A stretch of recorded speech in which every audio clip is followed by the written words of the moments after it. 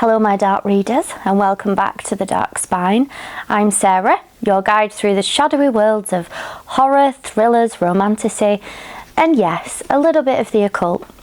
If it's eerie, emotional, or enchantingly weird, chances are it's already on my bookshelf. And today, I have something extra special for you.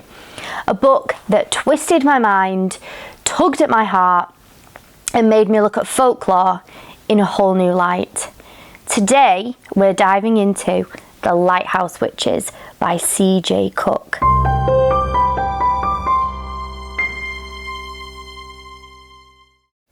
This book, oh my goodness, where do I even begin? I picked it up totally on impulse whilst I was wandering through my favourite bookshop. You know those magical moments when a book just calls to you from the shelf? That was this one. The title alone, Witches, Lighthouse, a remote Scottish island. I was completely sold. And let me tell you, it did not disappoint. This is my very first C.J. Cooke novel, and I can guarantee it won't be my last. Her writing is atmospheric, emotional, and mysterious in all the best ways. So if you're someone who loves rich, moody settings, layered storytelling, and just a touch of the supernatural, stay with me because this one is for you. The Lighthouse Witches is a beautifully woven Gothic thriller that spans across 3 different timelines. The story winds through the years like the tide swirling around the base of a lighthouse. It pulls you in deeper with every chapter. It begins in 1998 with Liv, a single mother and an artist, who travels with her 3 daughters, Clover, Luna and Sapphy, to a remote Scottish island called Lonhaven. She's been commissioned to paint a mural inside a lighthouse on the island. Sounds like a quiet, artistic getaway, right? Not quite. The island has a dark and unsettling history. We're talking witch trials, executions, superstitions, and ancient folklore that still seems to haunt the place. The locals whisper about strange children known as wildlings, kids with bizarre markings on their bodies feared to be changelings or worse. As Liv and her daughters begin to settle in, the island's strange energy starts to seep into their lives. Objects go missing, people act strangely, the atmosphere gets heavier, and then Liv and 2 of her daughters disappear. Only Luna remains. That alone would have been a gripping story, but it's only the beginning. We also follow the story from Sapphy's perspective. Sapphy is 15, bookish, intelligent, and not really thrilled about being stuck on this eerie island, but she's also curious.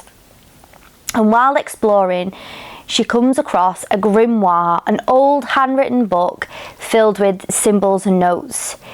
It appears to have been written by the owner of the lighthouse. And Sapphy becomes entangled in the mystery, trying to understand what's really going on around her.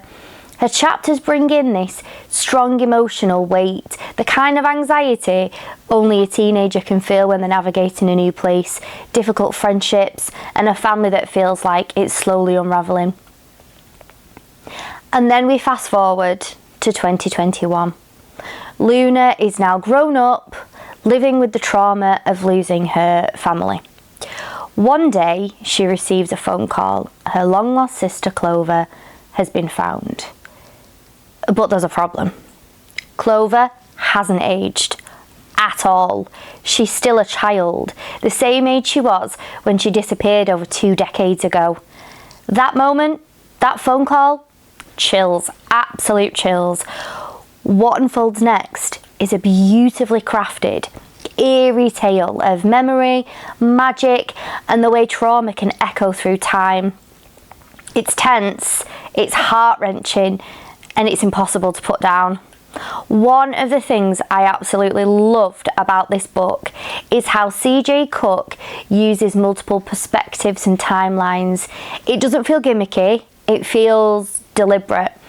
Each voice adds a new layer, a new piece to the puzzle, and as a reader you're constantly trying to piece together the full story, and when you think you've figured it out, another twist hits. The folklore in this book is incredibly well researched. You can feel the weight of history on every page. The idea of wildlings, children who are not quite what they seem, plays on some really deep-seated fears and superstitions. There's this sense that the past is always watching, always waiting to repeat itself. And let's not forget the emotional core of this novel, family. At its heart, this is a story about mothers and daughters, about sisters, about the lengths we'll go to protect the people we love, even when the world around us starts to crumble. As someone who has two sisters of her own, this book hit me harder than I expected.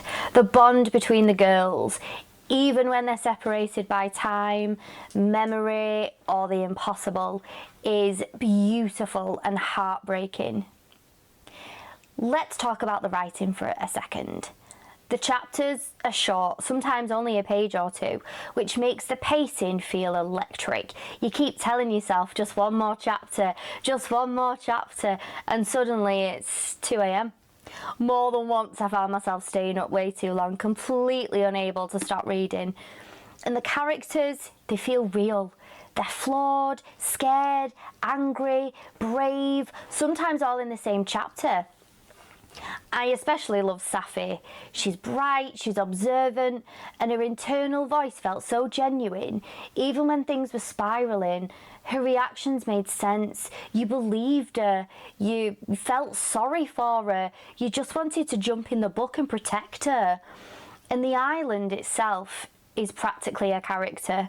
The cliffs, the waves, the rocks, the lighthouse looming above everything, the creatures that come out of the ocean. It creates this atmosphere of isolation and foreboding. You can feel the cold in your bones when you read it. And as for the ending, no spoilers, I promise, but I will say this, it's perfect. Not in the everything wraps up neatly kind of way, but in a way that feels earned. It's bittersweet, it's emotional, and it left me with this strange mix of peace and sadness. It made me want to call my sisters just to hear their voices. And it's rare that a book delivers an atmosphere, a plot, a character, and emotion all at once, but The Lighthouse Witches does exactly that. So, if you enjoy stories that are beautifully written, quietly terrifying, and filled with mystery, magic, and meaning, please read this book. I'll definitely be reading more of C.J. Cooke's work. And if you've read anything else by her that you think I should check out, let me know in the comments. What did you think of the ending? Did the wildlings creep you out as much as they did me? And most importantly, if your sister came back after 20 years looking exactly the same, what would you do? And if you enjoyed this review, please, I would really appreciate it if you liked this video and subscribed to the channel, and tap that little bell icon so you don't miss more journeys into the darker corners of fiction. Thanks so much for watching, Dark Readers. I'll see you in the next one. Until then, keep the lights low, the books spooky, and your heart open.